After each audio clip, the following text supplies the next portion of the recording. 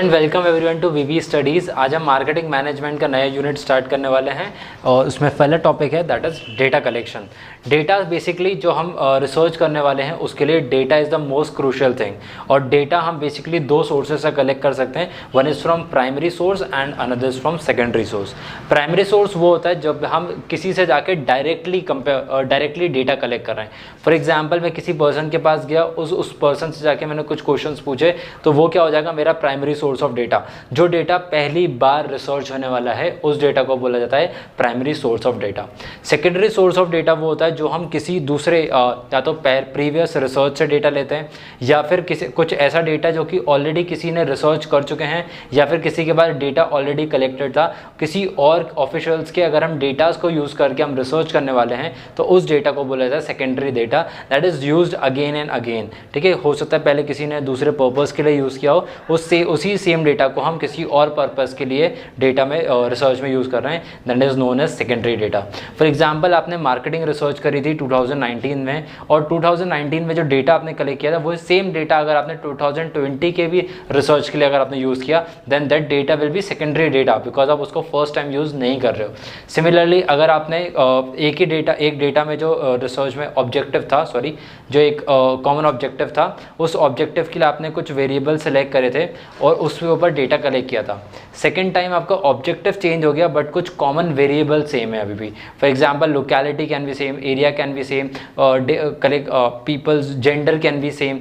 तो अगर वो डेटा अभी भी सेम ही है तो हम उस डेटा को वापस से यूज़ करेंगे and this data again will be used as called as secondary data.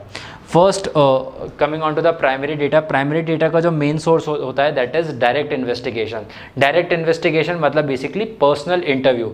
अगर आपने एक क्वेश्चनर बनाया है और आपने कोई एक पर्सन का जिससे भी आपको डेटा कलेक्ट करना है, आप उसके साथ 1-to-1 आप मीट कर रहे हो और उससे आप डायरेक्टली अपने वेरिएबल जो आपके क्वेश्चनर में जो क्वेश्चन हैं, अगर आप वो क्वेश्चन उससे डायरेक्टली पूछ रहे हो then this is known as personal investigation और डायरेक्ट इन्वेस्टिगेशन।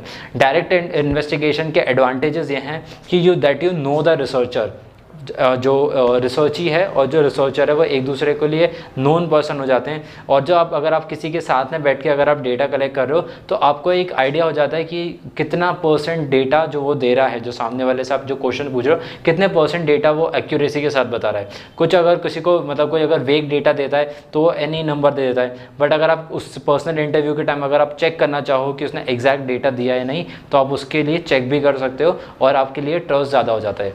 सो ऐसे रिसर्च में जिसमें आपने डायरेक्ट इन्वेस्टिगेशन से डेटा कलेक्ट किया है उसमें आपका जो एक्यूरेसी और प्रिसीजन है वो ज़्यादा हो जाता है।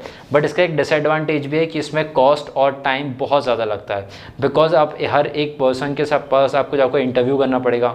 हो सकता है कि एक पर्सन हो मुंबई में, दूसरा पर्सन दिल्ली में, तीसरा पर्सन चेन्नई में, so you have to go to different places. So this will take time, this will take a lot of time and also this is a very capital intensive procedure.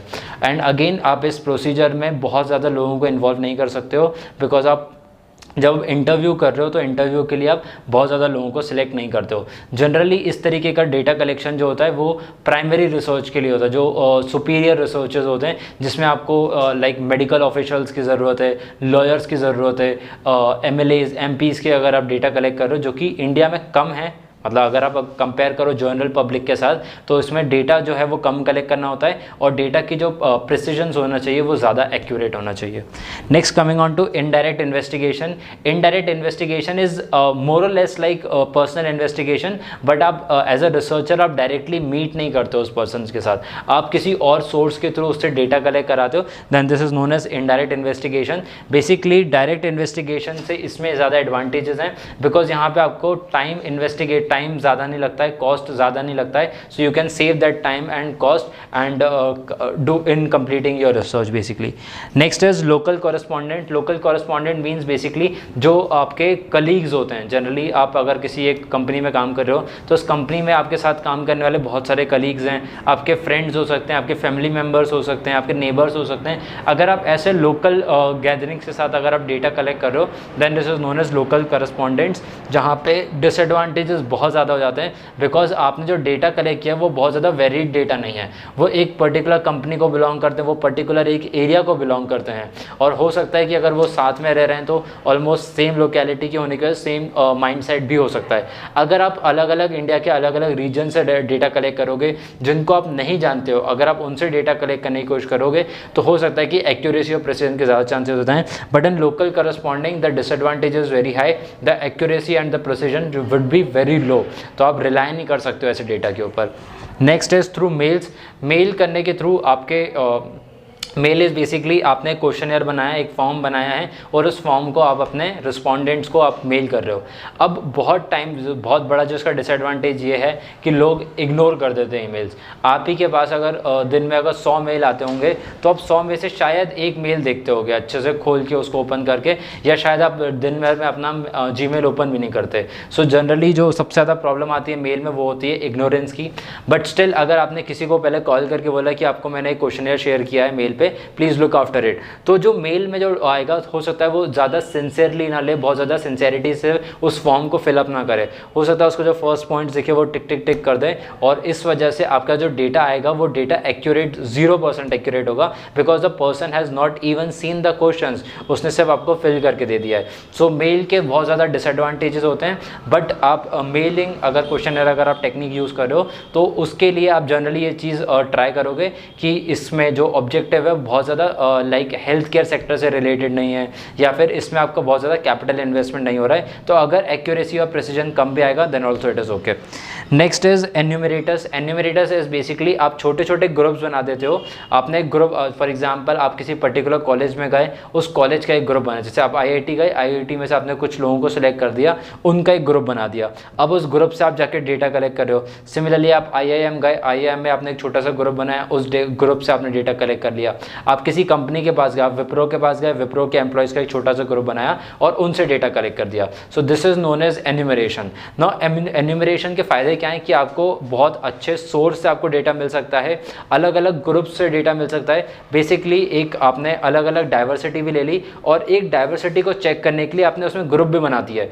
For example आपको हो सकता है ऐसा लगे कि IIT और IIM में बहुत ज़्यादा डाइवर्सिफिकेशन है, बट जो आईआईटी के आपने 20 मेंबर्स लिए हैं वो आपस में बहुत ज़्यादा सिमिलर हैं, तो आपको उस डेटा से ये भी पता चल जाएगा कि क्या सारे आईआईटी के स्टूडेंट सेम तरीके के बिलीव्स रखते हैं, क्या उनकी मार्केटिंग टेक्निक सेम रहती हैं, क्या उनके जो भी आपका ऑब्जेक्टिव है, जो आपने वेरिएबल्स लिए हैं, क्या उनके लिए सबका मानना सेम है या नहीं। Next, coming on to the secondary data. Secondary data is basically collected from another source of data. So इसमें दो तरीके के डेटा हो सकते हैं, एक होता है published data और एक होता है unpublished sources से डेटा। Unpublished sources से अगर आप डेटा कलेक्ट कर रहे हो तो इस पर आप रिलाई नहीं कर सकते हो। आप unpublished, जैसे कि अगर आप विकीपीडिया से अगर आप डेटा कलेक्ट कर रहे हो, सो विकीपीडिया इज अनपब्लिश्ड डेटा, उसके ऊपर कोई चेक नहीं हुआ, उसके ऊपर किसी ने भी पब्लिक या फिर प्राइवेट इंस्टीट्यूशन ने उस डेटा को चेक नहीं किया है। Someone has just published on Wikipedia. अगर आप विकीपीडिया का डेटा ले रहे हो तो obviously you can not 100% rely on that data. आप कॉलेज के प्रोजेक्ट वर्क के लिए ऑब्वियसली अनपब्लिश्ड डेटा को यूज़ कर सकते हो, but still I would prefer और the college faculty will also prefer कि आप पब्लिश डेटा को लो। पब्लिश डेटा से आप लेते हो, डेटा कलेक्ट करते हो, तो आपकी नॉलेज भी बढ़ेगी और आपके जो रिसर्च का जो कंक्लूजन है वो भी सही आने के ज़्यादा चांसेस हैं। सबसे पहले इसमें आता है international publications. International publications like WHO, UNICEF, IMF के बहुत ज़्यादा डेटास को हम यूज़ करते हैं। फॉर एग्जांपल जैसे IMF ने अभी रिसेंटली इंडिया की जो GDP ग्रोथ है उसको थोड़ा सा रिड्यूस किया because of increasing inflation rate, तो गवर्नमेंट ने काफ़ी उसमें डिडक्शन किए हैं। सो आप अगर IMF के डेटा के ऊपर रिलाई कर रहे हो then you can rely on it because it is a publish data. IMF ने कुछ फैक्ट्स को ध्यान में रखते हुए उस डेटा को पब्लिश किया होगा। बट अगर आप इंडिया के किसी लोकल न्यूज़पेपर पे या इंडिया की किसी लोकल वेबसाइट पे अगर आप डेटा कलेक्ट कर रहे हो और वो अनपब्लिश्ड अनसोर्स्ड डेटा है तो you can not rely on that. आप मान लीजिए जैसे IMF ने बोला है कि इंडिया का इस साल ग्रोथ रेट GDP ग्रोथ रहेगा बाय 8.7%, तो आपको इंडिया में ऐसे ही 100 वेबसाइट्स मिल जाएंगी जो बताएंगे आपको कि 16% GDP ग्रोथ होगी, 20% GDP ग्रोथ होगी, -2% GDP ग्रोथ होगी। क्या आप उसके ऊपर रिलाई कर सकते हो? ऑब्वियसली अगर आपको कोई बोल रहा है कि इंडिया की अगर ग्रोथ रेट अगर इनफैक्ट अमेरिका की भी बोले कि इस टाइम पे अगर 20% 10% से ग्रोथ रेट होने वाले, तो ऑब्वियसली वो पॉसिबल नहीं है। तो अगर आप ऐसे सोर्स से डेटा कलेक्ट कर रहे हो तो उसके डिसएडवांटेजेस ज़्यादा हैं। The advantage is only that it is easily available and at a zero cost. Next is international publications, next is official government publications. Official publications जैसे कि आरबीआई ने अगर कोई गाइडलाइंस जारी करी हैं, जैसे कि आरबीआई ने आके रेपो रेट बढ़ाया है, रिवर्स रेपो रेट में कोई चेंज किया है, कुछ बेसिस पॉइंट में चेंज किए हैं, या फिर जो गवर्नमेंट ऑफिशियल्स अपने डेटा देते हैं, जैसे कि एसबीआई अगर खुद अपने डेटा दे रहा है, then you can rely on it. मान लीजिए आप रिसर्च कर रहे हो किसी स्टॉक के लिए कि आपको कहाँ पे इन्वेस्ट करना चाहिए, तो आप जो डेटा जो आप फाइनेंशियल रिपोर्ट्स देखोगे वो आप एसबीआई की वेबसाइट से देख सकते हो। अगर एसबीआई की वेबसाइट पे अवेलेबल नहीं है तो आप किसी और गैजेटेड ऑफिशियल्स के पास जाओगे, जैसे कि एग्जांपल के लिए मोतीलाल ओसवाल एक साइट हो सकती है जहां से आप डेटा कलेक्ट कर रहे हो। मनी कंट्रोल से आप डेटा कलेक्ट कर सकते हो, because these are official organisations जहां पे जो डेटा पब्लिश होता है वो वेरीफाइड डेटा होता है। Next is you can collect data through newspapers. Obviously जो पब्लिश्ड अच्छे, जैसे दैनिक भास्कर एक बड़ा न्यूज़पेपर है, टाइम्स ऑफ इंडिया बड़ा न्यूज़पेपर है, हिंदुस्तान बड़ा न्यूज़पेपर है, तो इन आप प्रॉपर न्यूज़पेपर से आप रिलाई कर सकते हो। बट जो लोकल न्यूज़पेपर्स होते हैं शायद उनके ऊपर आप ज़्यादा रिलाई नहीं कर पाओगे।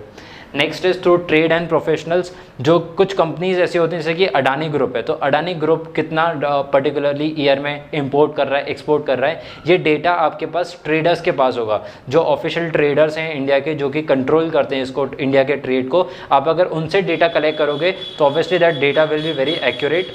Next is research institute. कुछ ऐसे प्राइवेट इंस्टीट्यूट्स होते हैं जो कि सिर्फ और सिर्फ रिसर्च का काम करते हैं, जैसे कि मोतीलाल ओसवाल, मैंने मनी कंट्रोल का नाम लिया था, तो मोतीलाल ओसवाल मनी कंट्रोल जो काम कर रहा है वो भी आपको फंडामेंटल्स देने का काम करता है। वो खुद की रिसर्च करता है, खुद के रिसर्च के बेसिस पे आपको डेटास प्रोवाइड करता है। So there are many secondary research datas जहाँ से आपको रिसर्च इंस्टीट्यूट जहाँ से आपको डेटा मिल सकता है, और वो वेरीफाइड डेटा भी होता है।